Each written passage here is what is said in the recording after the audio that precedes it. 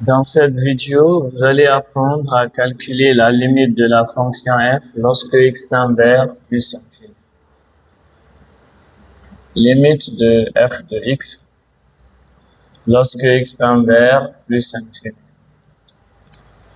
Bien, on va remplacer x par plus infini et ln de plus infini, c'est plus infini.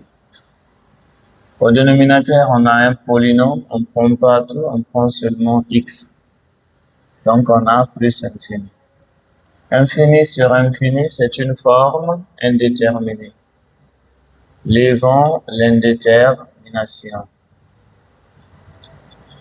Levons l'indétermination. On rappelle la fonction f de x égale, c'est ln de x sur x moins 1.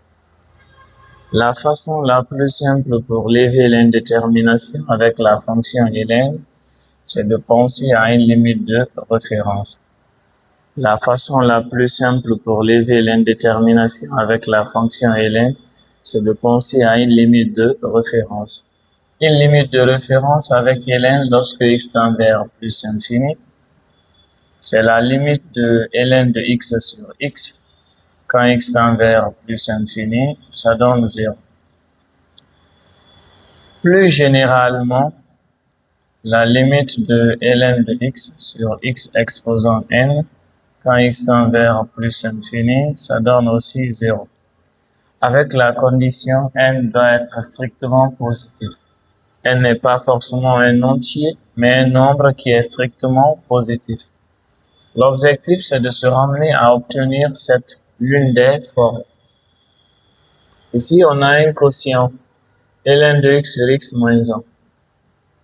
Si on a un quotient, ln avec un polynôme de degré 1, on divise numérateur et dénominateur par x.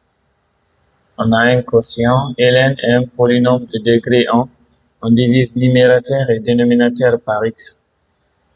Si on avait ln avec un polynôme de degré 2, on allait diviser numérateur et dénominateur par x carré.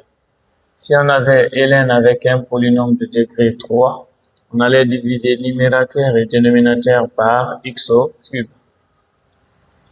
On a ln de x, on divise par x.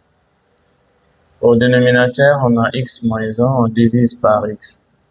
Une fraction divisée par une fraction. Si les dénominateurs sont les mêmes, on les supprime. On va revenir à la forme.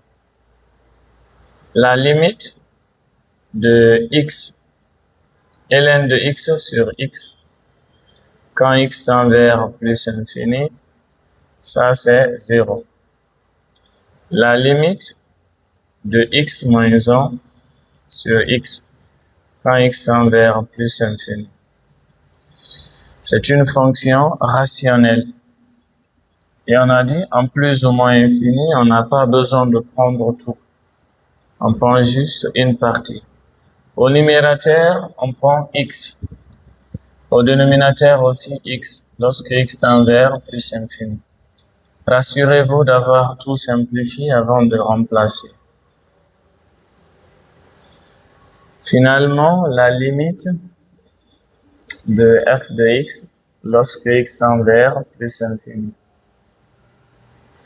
Au numérateur, on a 0. Au dénominateur, on a 1. Limite de f de x lorsque x tend vers plus infini, 0 sur 1, c'est 0. Merci.